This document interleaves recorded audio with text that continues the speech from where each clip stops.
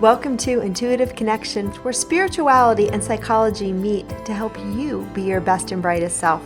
I'm your host, Victoria Shaw, and in each episode, I'll help you to awaken your own inner wisdom, step into your power, and live a more divinely inspired life. You're here to let your inner light shine. Are you ready? Let's do this. So hello and welcome to Intuitive Connection. I'm your host, Victoria Shaw. Today, you are in for an amazing treat. We have a guest, Uki MacIsaac, and Uki is a local psychic and many more things that she's going to tell you about. Local meaning to me here in San Diego, which is where we met. And Uki and I had the amazing opportunity to teach together last spring at a event at Cactus Blossom Retreat. And ever since then, I just knew I needed to have her on the show. So Uki, welcome. Thank you for having me here.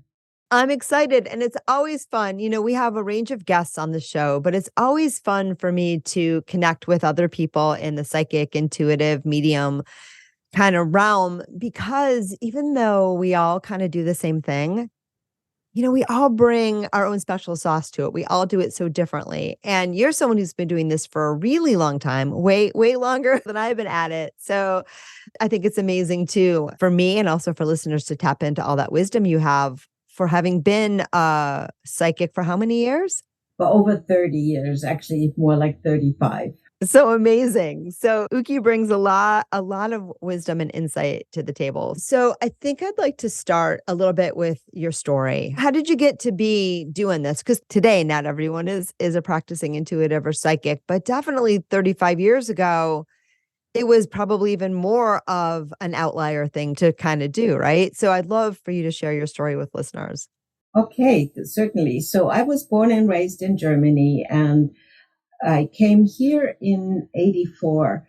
And what prompted me to leave my country, my culture, my profession, my family, my language, everything behind was really a spiritual crisis that happened in the form of an illness. And once I had successfully conquered the illness, I had a strong feeling that I needed a big life change.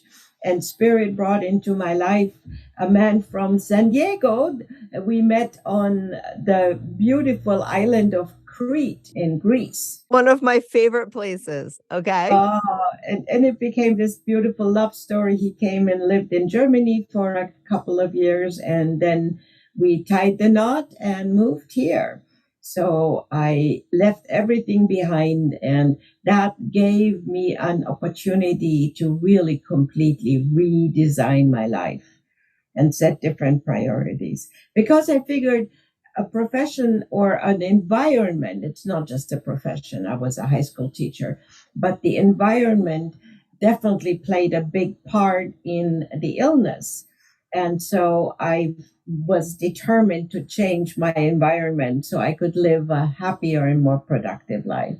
Yeah, I love that. I love a couple of things you said in that. One, you know, spirit kind of guided you there. Because I think sometimes, and I've seen this a lot, especially since the pandemic in 2020, when people, you know, spent a lot of time kind of hemmed in for that period of time during lockdowns and quarantine and all that stuff. A lot of people moved during that time. I moved during that time. Mm-hmm. But I think sometimes we move, you know, more from our minds, more thinking like, oh, I have to get away from this. And I think that sometimes when we do that, whatever we're dragging behind us ends up just following us. Wherever you go, there you are. Right. But other times you'll have a crisis, you'll have an awakening, you'll have a moment when you're like, okay, I need to change. And then boom, boom, boom. When you get to that point, the steps just align before you, right? And you just follow them. And that's what it sounds like happened for you. Exactly. And once I had made the decision, and we go into some more of the details, but once the decision was clear in my mind, in my heart, throughout my being, everything fell into place. When I decided to leave Germany, I put all my stuff out for sale, packed up a small amount that I shipped over, but that was really very little. And I swear every last little used cook pot was sold. Wow. Given away. So it was really easy. And also me obtaining the green card was surprisingly easy. Wow. So it was meant to be. I knew my soul, my higher self guided me here for sure. Beautiful. All right. So you're guided to California. You find yourself here, brand new life. What next? What happened then? Well, having been a high school teacher, at first I focused really on a new career and endeavored different things. I tried them out and I wound up as a linguist in a software company and stayed there for actually 18 years. So Wow. that was really a growth opportunity for me.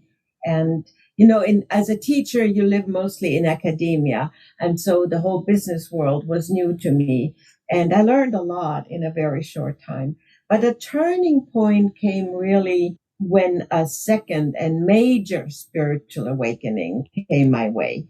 And that was when, about 30 years ago, yes, November of 93, I had a very brief illness that catapulted me into a 3-week coma, Wow. a near death experience. And that changed everything. So can you share a little bit about what that experience was like for you, being in a coma? Are you one of those people that had some kind of conscious awareness in that state?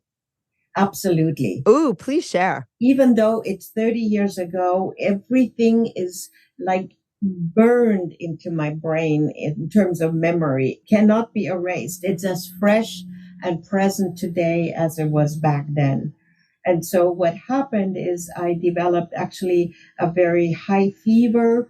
I tried to uh, remedy it with typical house remedies. I grew up with all natural Right. remedies. And so I tried the cold leg wraps and this and that, and nothing worked. And at 3 a.m., I woke up and I looked in that face in the mirror, and my face was purple.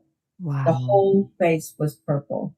And so at that point, I woke up my husband. We rushed to the hospital. I remember getting in and then darkness. Wow.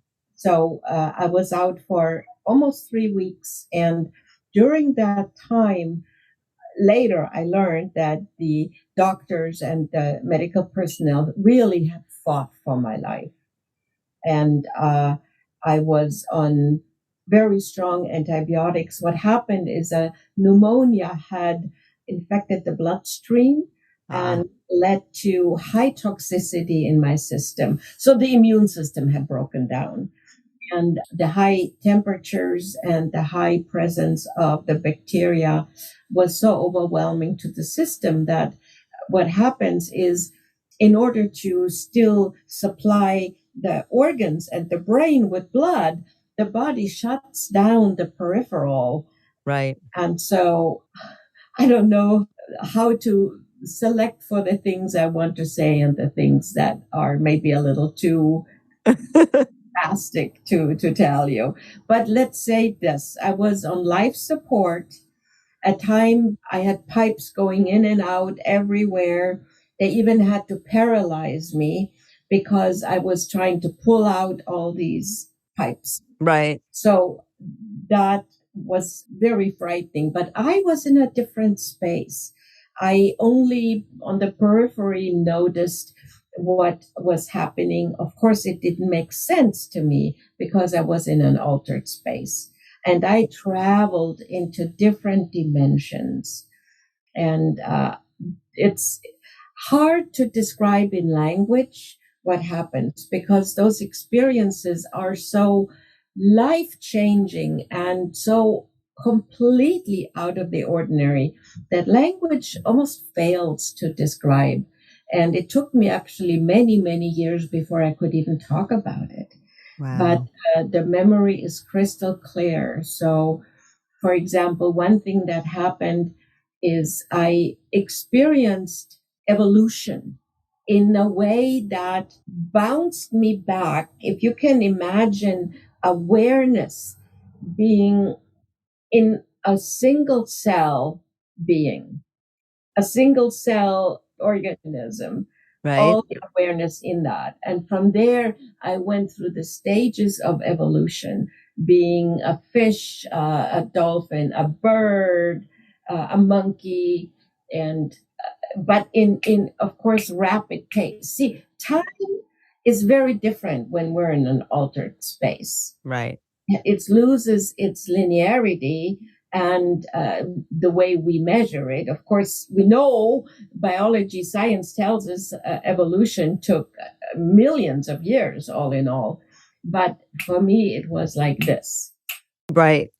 I like to think that, we're living in the altered state, like our human everyday monkey mind, egoic awareness is the altered state. But I know exactly what you mean. And though I've never had a near death experience and I don't expect one, I have had glimpses of that. So, and I think that that's also just part of what we do. And yeah, like the lack of time is something that I can apprehend so easily. Like I can feel it, but you can't explain it. It's just, it's like a deep knowing, but you were there. Yes. And still, our common language is challenged in describing these experiences because they're truly outerworldly.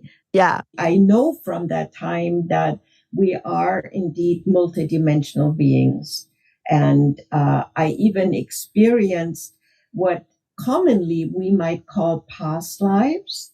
But in this environment, in this context, it was more like parallel lives. Right. So later, when I recalled everything, I could say, well, that may have happened around 1940 or so, and that may have happened in the century prior to that. But in the experience, it was all in the moment. Right.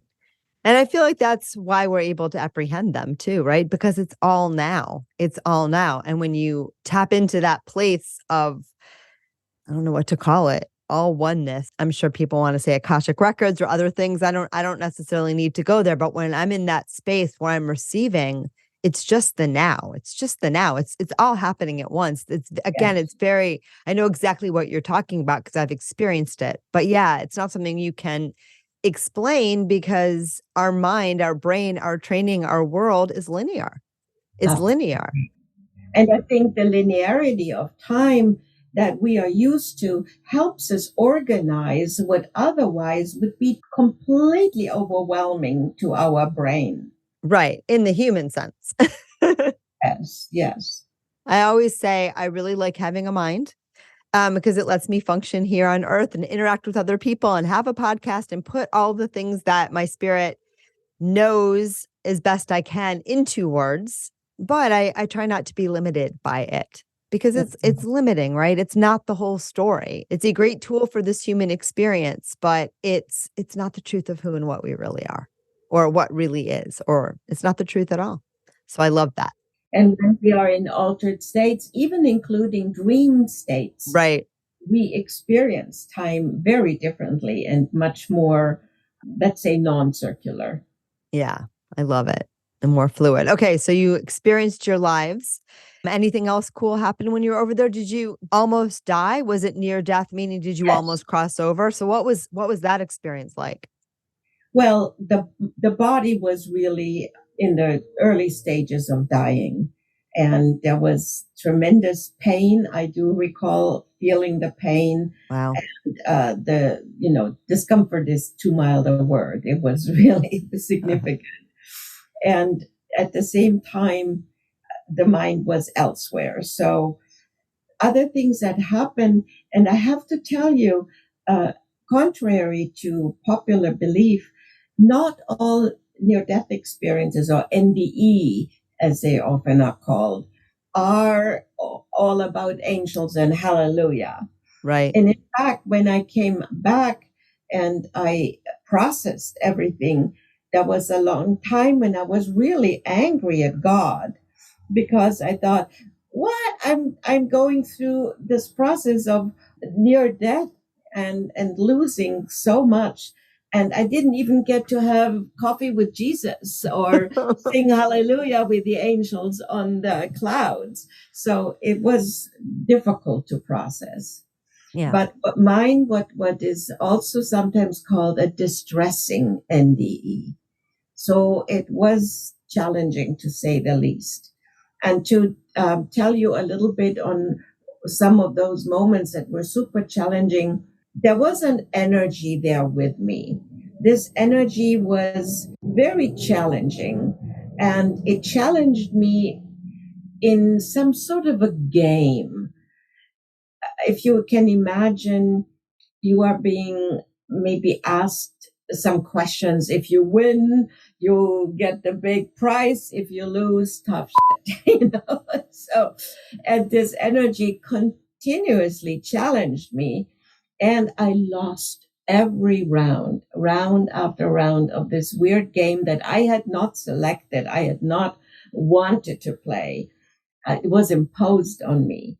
I lost. And there was a point where I saw the entire planet Earth in all her blue and white glory moving away from me and getting smaller and smaller. And I found myself in a very cold, very dark, very uncaring blackness.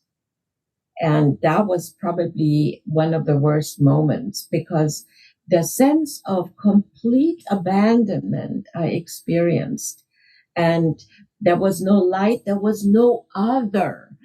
I Right. was the only one in this place. So they call it an illusion, but it's really an experience that, again, defies words. But what was interesting, so this presence that was with me the whole time, at after having been so challenging and almost rejoicing in my failures, at some point that energy all of a sudden started shifting.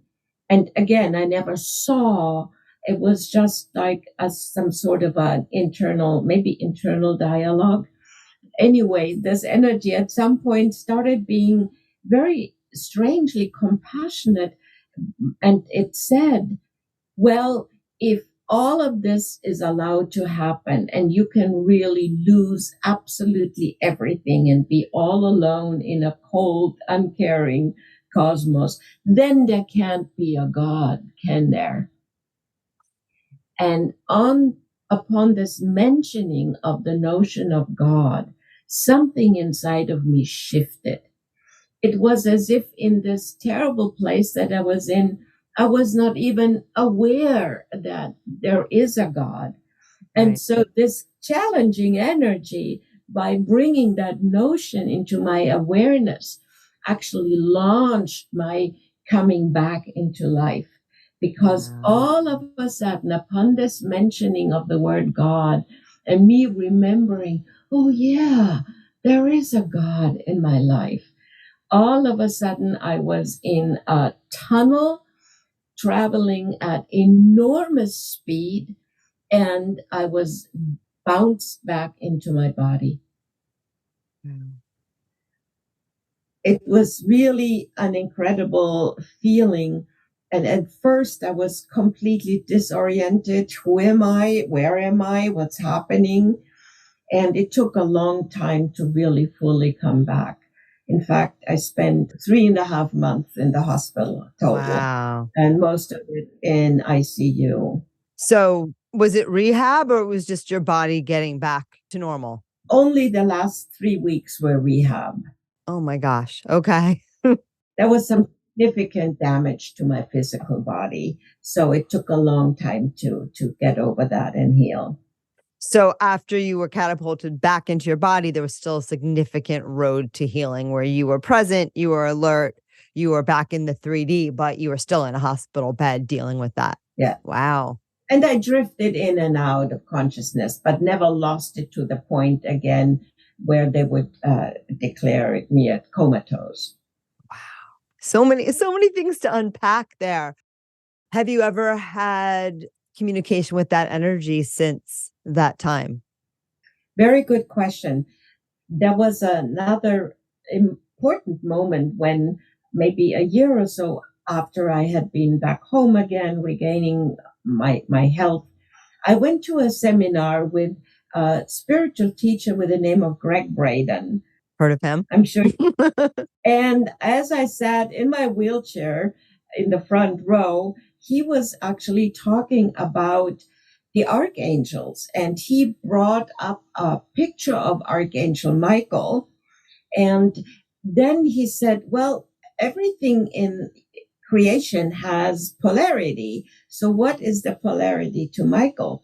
And he took that picture, and, in the old days when we still developed negatives of film, he then projected the negative where the black and white are reversed. And that energy was strangely familiar. And he said, maybe this counterpart of Archangel Michael is the one we call Lucifer. And Lucifer, of course, means bringer of light. Right.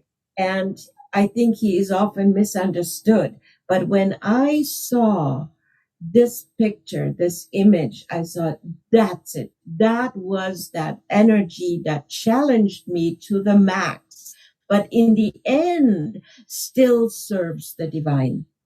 Absolutely. That was such a breakthrough because, in traditional religion, Lucifer is the devil, evil, bad. But in this context, no, he was the ultimate challenger. And through these quote games, I had to become aware of the choices I made and the consequences of that choices. Yeah. But in the end, Lucifer, the bringer of light, was responsible for bringing me back to life. And who that really was, I can only tell from the resonance and the chills that I had when seeing that picture. There was a recognition there. Oh, you knew. I just knew. I see it. Yeah. But when I see it from my other eyeballs, what I see is Michael was with you the whole time. And that's the point, right? Both of those energies were there, right? Because you can't have the light. In this realm, you don't get the light without the shadow, and you don't get the shadow without the light. True. And I can see, and you know this already, but I can see very powerful because his energy is so present now, the energy of Michael around you and the work that you do. I call on Archangel Michael quite a bit. Yeah, he's one of my personal faves too. I don't tune in so much in my work to specific named spirit guides anymore. But when I first started doing this work, Michael was a regular visitor. And I know an energy that I've had many, many bodies with because I remember them all. So that is such a beautiful story. I'd like to kind of pivot back. So I know that, so you moved to California, you start to explore spiritual themes, you have this profound near-death experience. Now you're, in the hospital for 3 months, you come out. How did that translate into what you do now? Like, what did you take away that brought you to what you do now in your work, in your life? Yes, there was a moment where I was given a choice. That was a true choice point. And in this moment, a tremendous presence of light was all around me. And in that moment, there was no more pain, no more fear. It was all just an exquisite place of being in that light.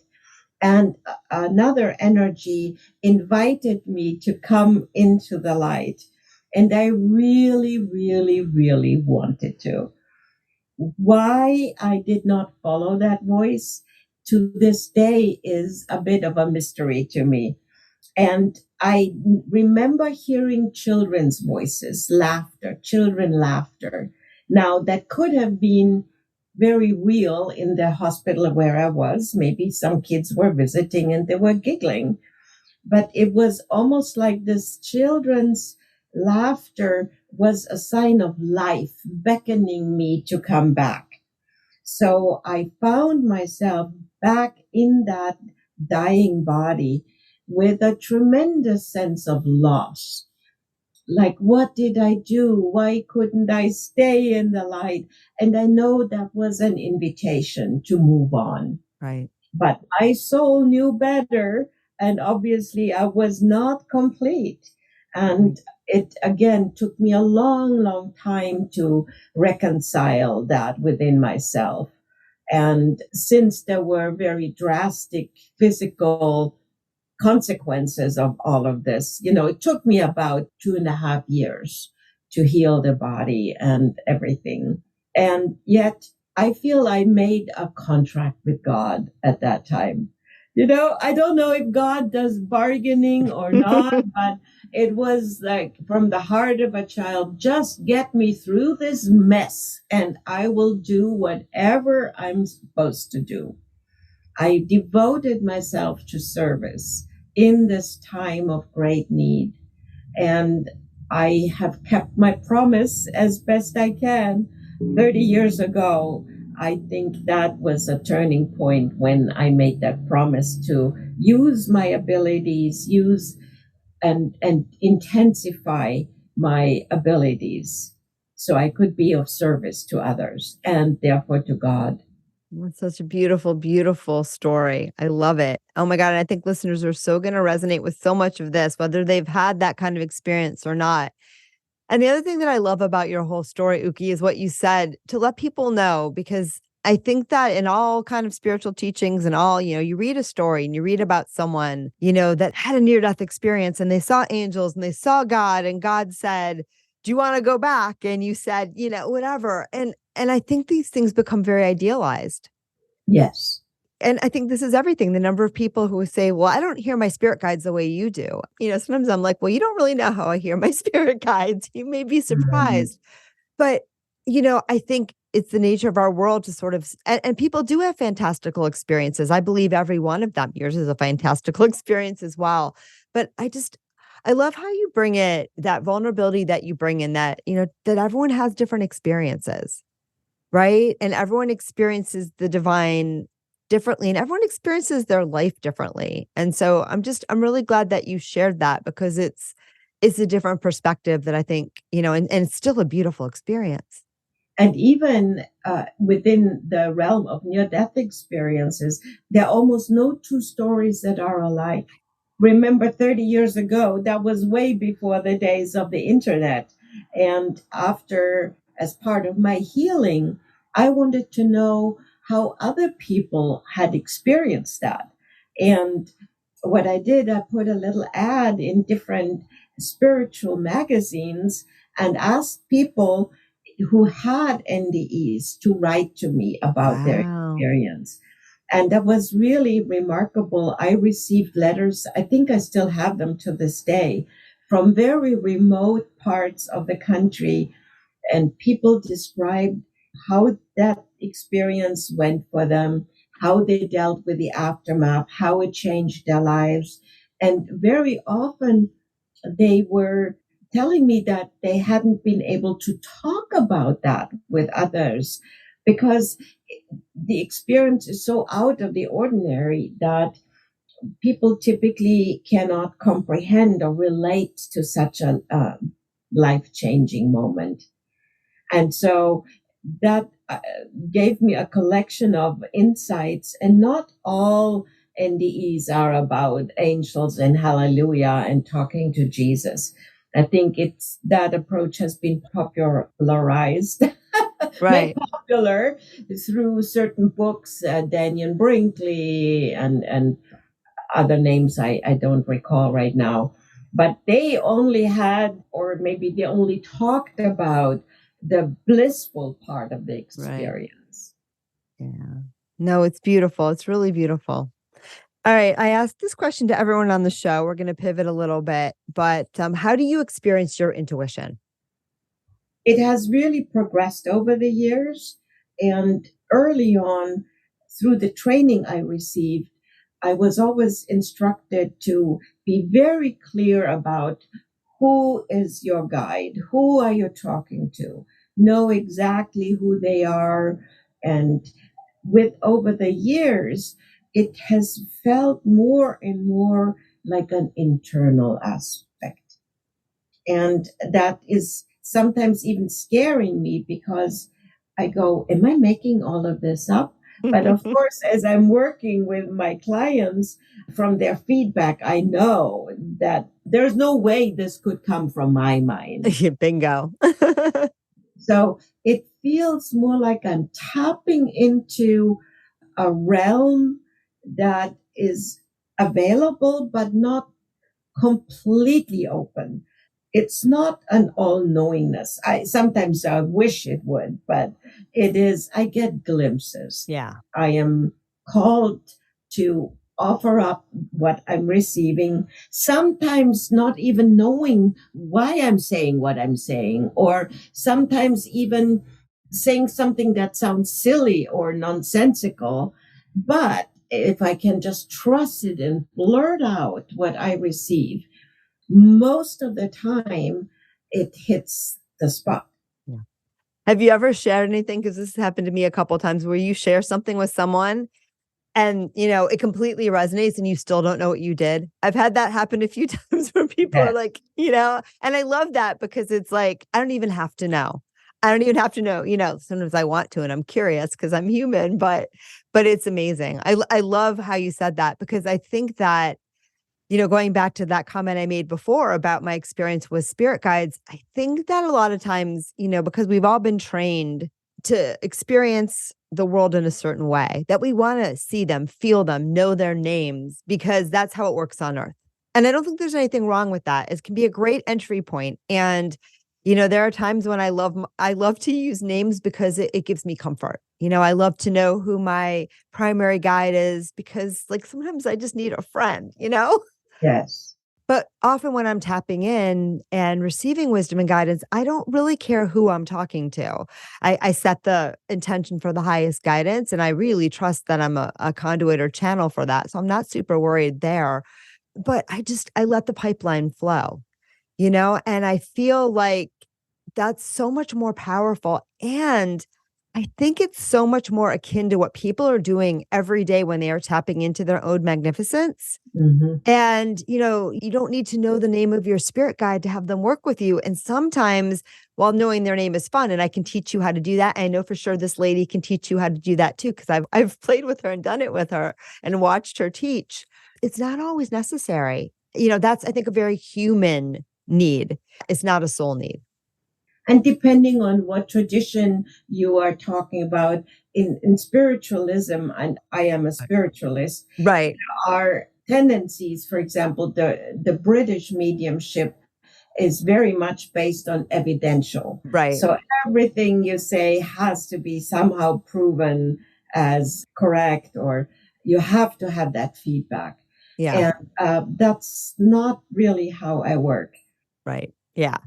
And I'll get it. If I ask for it, I'll get it. When I first started talking to my dad after he passed, he would tell me things and it would be right. He told me about some money in an account at a bank and everyone's like, nope, there's nothing there. And then, 2 months later, I get a phone call. Oh, we found some money. Right.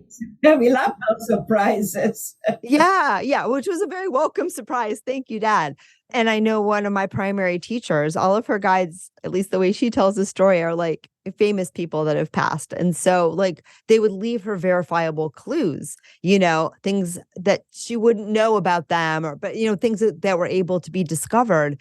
And it gave her that validation. And I think it gave her confidence in herself as a conduit. Yes. Right. But I feel like a lot of those things have more to do with us convincing the human part of ourselves or others that this is real. And I always invite healthy skepticism, friends. Like, just because someone says they can, talk to dead people, don't believe everything they say. Even if they get a lot of it right, don't believe everything they say, because we are all human and no one's going to get it 100% right. And you have a built-in GPS right there that's going to tell you what resonates and what doesn't.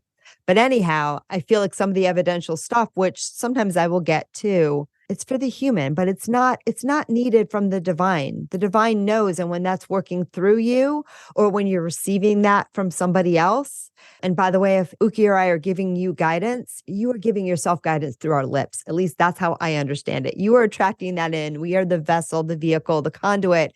It's your guidance. And you're in the driver's seat to know. You'll know when it fits. Right. And it's a deeper knowing. And it's okay if your mind wants to question. I'm not against that healthy skepticism. I'm amazed by evidential mediums. It's mind blowing. I just don't think it's always necessary. And, it's also interesting coming back to NDE or near death experiences.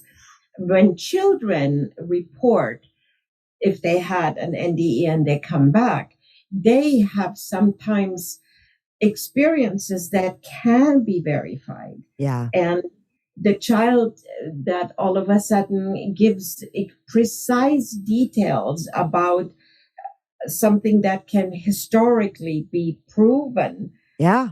that's pretty amazing. And the child doesn't have the wits or the planning to make this up.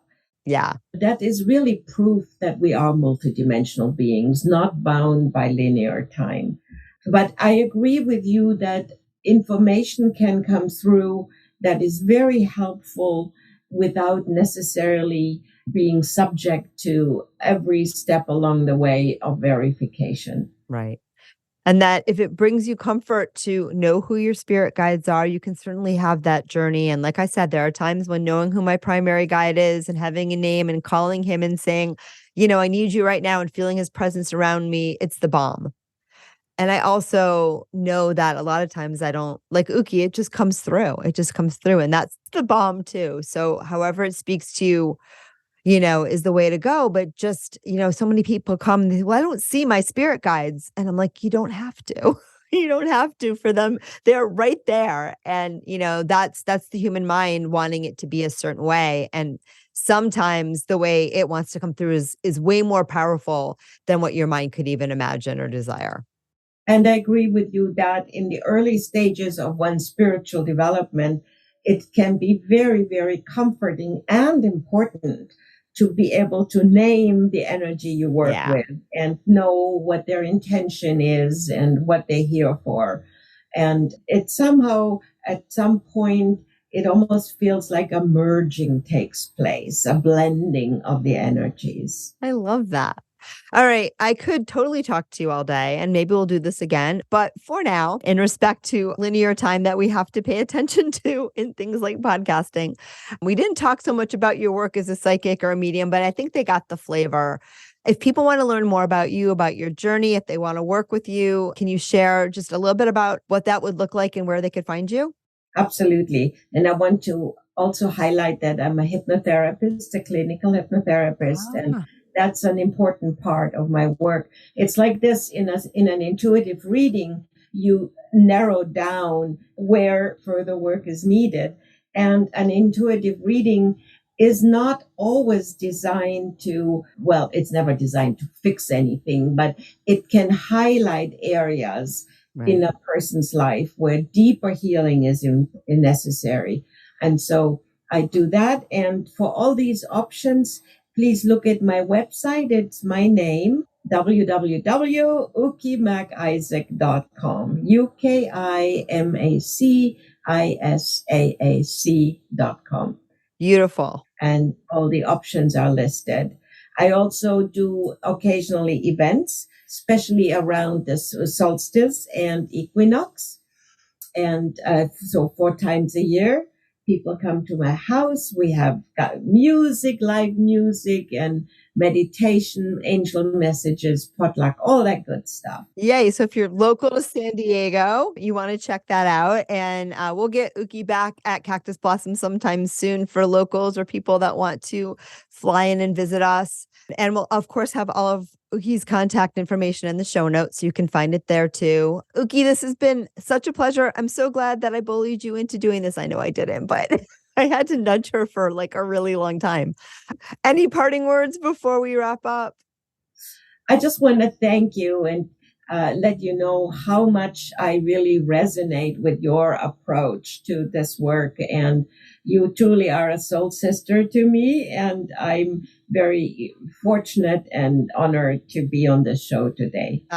And may those who listen experience glimpses of the truth as we have. Oh, that's beautiful. Thank you, my friend. I feel the same way. And thank you, listeners, because as you know, if you weren't here, I couldn't have these conversations that I love. Well, actually, I could, but I couldn't have them with you in this particular case. And I love you guys all. And I'm so grateful for you for tuning in. And I hope you loved this conversation as much as we did. So enjoy the rest of your day, and namaste. Namaste. Thank you so much for joining us today. I hope that you found joy, strength, inspiration, and clarity from today's episode. If you'd like to learn more and connect with an amazing group of like-minded souls, please join us over on Facebook in the Intuitive Connection Community Facebook group, where we explore these topics in deeper detail, have additional live teachings, and host Facebook Lives with our amazing guests. I hope to see you there. And of course, if you want to learn more about me or the work that I do, please check out my webpage, victoriashawintuitive.com. Thank you so much again, and namaste.